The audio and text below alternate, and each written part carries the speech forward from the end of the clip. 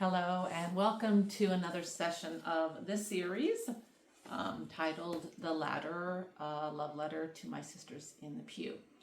As I've been sharing, there's 18 of these and this is one of them. They're for anybody who self-identifies with this topic, whatever you want to call it, abusive marriages in the context of Christian homes. I don't love the word abuse, but I keep using it, so here we are. I do think it applies. It is just really hard for my heart to say to wrap my brain around it, I guess. I still struggle with it. And I've been out of that marriage for, I think, 30 years now. So, yeah, it takes a long, long time for the word to, I don't know if I'll ever completely accept it, but anyways, boy, I went off on a tangent, but here we are. This is session 9, and it's titled, It's Confusing Because He Looks Normal to Everyone Else. It's confusing because he looks normal to everyone else. And I was thinking of the word normal. Sometimes he looks even better than normal. He looks spectacular. He looks wonderful. He looks to everybody else like he is the best husband in the world. He presents really well. So anyways, off we go. I'm starting on page 12. This is from my book, The Ladder, Love Letter to My Sisters in the Pew. I'm taking everything from this, reading through this. It is available on Amazon for $9.99. And for Kindle, it's 99 cents. So trying to get it as accessible as possible. If not, hopefully you are able to glean a little bit from these teaching sessions. This first little bit is, excuse me, from my first marriage to the person that was abusive. So I write, his words at church sounded genuine and sincere. He would offer to close in prayer. He would stand and testify of the goodness of God and how God was working in his life. He volunteered his time and was active at a men's Rotary Club. We had barbecues and he went fishing with friends. So not a super long section. My story is not a ton of this, but just to say that on the outside, he looked like a wonderful person and presented differently at home. The next one is page 24. This just says, they don't look like abusive husbands on the outside. Bad apples don't always look bad on the outside. We know this, and yet, as humans, we are so easily fooled by outward appearances. And Scripture reminds us of this truth. But the Lord said to Samuel, "Do not consider his appearance or his height, for I have rejected him. The Lord does not look on the things man looks at. Man looks at the outward appearance, but the Lord looks at the heart." There is no typical look to an abusive husband. To those outside his home, he may be an outgoing, personable guy. He may be actively involved in church, attending Bible study, or going to Christians' men's retreats. He may be a pastor, a community leader, or a well-loved policeman in the area. That's why I said above normal. Abusive men, and this is a quote, abusive men are masters at projecting a public face characterized by charm, warmth, caring, and tenderness.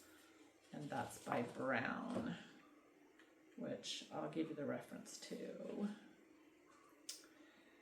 Brown is, just so you know, Lou Brown. Oh, this is a good book. It's called Stop Domestic Violence, an Action Plan for Saving Lives, by Lou Brown, Francis Dubois, and Merritt McKinnon. And I quote them quite a bit. Good stuff. The next one is page 52.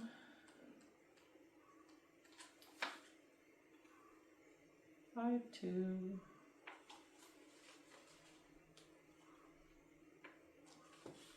Okay, some more of the stuff. He has a glowing public persona outside the home.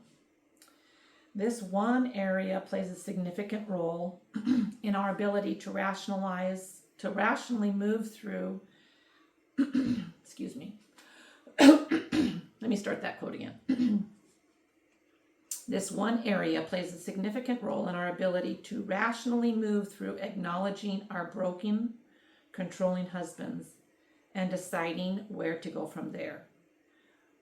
Abusers present so well to others, including church members. It isn't uncommon for a church member, upon hearing the allegations of abuse from a wife, to say, "I find that hard to believe." And because church members do not have knowledge of abusive techniques, they often find it very difficult to accept that any of the behaviors that these husbands display at home could even be possible.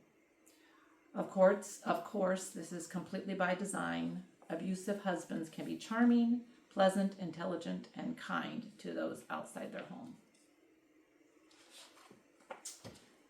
And then I'm going to 108. And this is kind of a long section, but I really loved this story when I first heard it. Okay, so it says, "It is certain that an abusive husband can present so well that those around him cannot possibly believe that he would hurt his wife or children." One of my favorite examples of how perfectly someone can be completely fooled is that of Anne Rule. In 1971, Anne was a former police officer and true crime reporter. She met Ted when they were both volunteering at a suicide crisis hotline in Seattle, Washington. Anne wrote in her book, "I liked him immediately. It would have been hard not to. I can remember thinking if I were younger and single, or if my daughters were older, he would be almost the perfect man." He was working on a degree in psychology. Eventually, it would be revealed that her friend was accused of, found guilty, and executed for murder. His name was Ted Bundy. He was a serial killer who murdered dozens of young women and girls between 1974 and 1978. So how could a former police officer and a true crime reporter and an author not see this side of Ted Bundy? Because he was in control of who saw what and who didn't.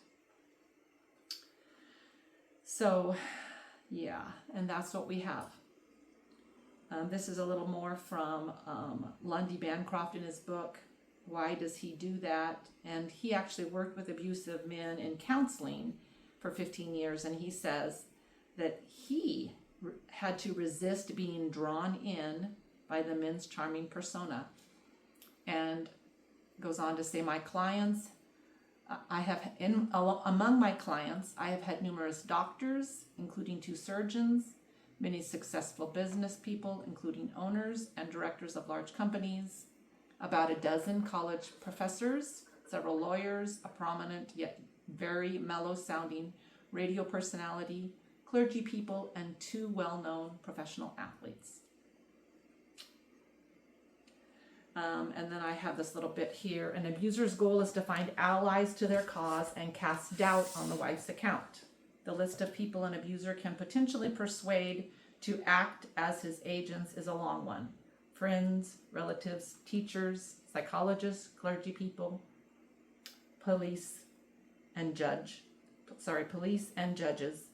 and her relatives.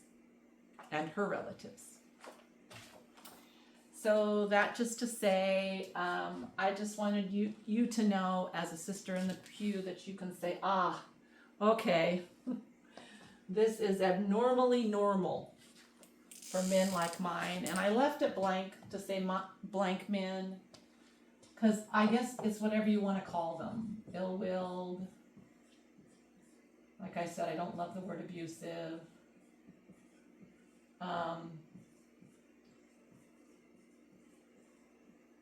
Oppressors is what Darby, I can't think of her last name right now. My brain. What is her last name? I quote her all the time. And now you go along for my ride.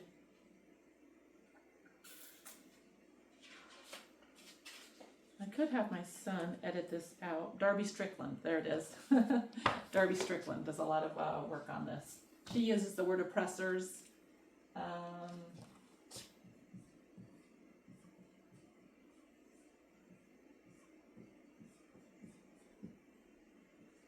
I'm probably spelling this wrong, but Jekyll Hyde personality. So that two-sided personality. Whatever you want to call it, I just think it's important to say this is abnormally normal for men like my husband. This is what they do. So this is what they do. Hopefully you can see. This is what they do. Abnormally normal. I just want to have you be able to hear that and have someone acknowledge that to you. So anyways, that's it for now. Thank you for being here and joining me. Bye for now.